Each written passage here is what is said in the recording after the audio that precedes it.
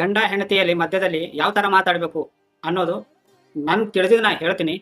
ಇವಾಗ ಗಂಡ ಹೆಂಡತಿ ಹೆಂಡತಿ ಊಟ ಮಾಡಿದಾಗ ಇಲ್ಲ ಅಡಿಗೆ ಮಾಡಿದಾಗ ಗಂಡ ಊಟ ಮಾಡೋ ಮೊದಲು ಊಟ ಮಾಡ್ತಾ ಇರ್ತಾನೆ. ಅವಾಗ ಏನೋ ಉಪ್ಪು ಕಮ್ಮಾಗ್ಯೋ ಇಲ್ಲ ಟೇಸ್ಟ್ ಏನೋ ಒಂದು ಫರಕ್ ಬಂದಾಗ ಅವಾಗ ಹೇಳ್ತಾನೆ, ಕೋಪದಲ್ಲಿ ಮಾತಾಡ್ತಾ ಇರ್ತಾನೆ, ನಿನಗೆ ಊಟ ಮಾಡಕ್ಕೆ ಬರಲ್ಲ, ಅಡಿಗೆನೇ ನಿನಗೆ ಬರೋದಿಲ್ಲ, ಉಪ್ಪು ಕಮ್ಮಾಗಿದೆ, ನಿನಗೆ ಟೇಸ್ಟಿನೇ ಬರೋದಿಲ್ಲ, ಹಿಂಗೆ ನೆಗೆಟಿವ್ ಆಗಿ ಅವಳಿಗೆ ನಿಮ್ಮ ಹೆಂಡತಿಗೆ ಮಾತಾಡಿದಾಗ ಅವಳ ಮನಸ್ಸನ್ನೋದು ಬೇಜಾರಾಗುತ್ತೆ. ಯಾರಿಗಾದ್ರೂ ಆಗುತ್ತೆ ಅಲ್ವಾ? ಇವಾಗ ಮಾಡ್ಬೇಕಂತ ಮನಸ್ಸಾದ್ರೂ ಕೂಡ ನಿಮ್ಮ ಮಾತುಗಳಿಗೆ ಅವ್ರಿಗೆ ಮಾಡೋಕೆ ಇಷ್ಟ ಆಗೋದಿಲ್ಲ.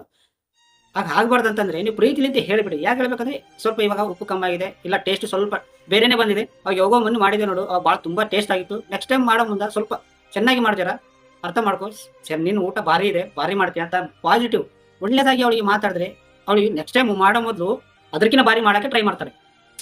ಇವು ನಾನು ಹೇಳೋದೇನಂದ್ರೆ, ಯಾವುದೇ ಆಗಲಿ ಪ್ರೀತಿಲಿಂದ ಹೇಳಿದ್ರೆ ಅದು ಸ್ವಲ್ಪ ಮನಸ್ಸಿಗೆ ಕನೆಕ್ಟ್ ಆಗಿ ಅವರು ಒಳ್ಳೇದೇ ಮಾಡ್ಲಿಕ್ಕಾಗ್ತದೆ. ಅದೇ ನೀವು ಕೋಪದಿಂದ ಸಿಡುಪಿಡಿ ಅವ್ರಿಗೆ ಮಾಡಿದ್ರೆ, ಅವರಿಗೆ ಸೇರಲ್ದಂಗೆ ಮಾತಾಡಿದ್ರೆ ಯಾರಿಗೆ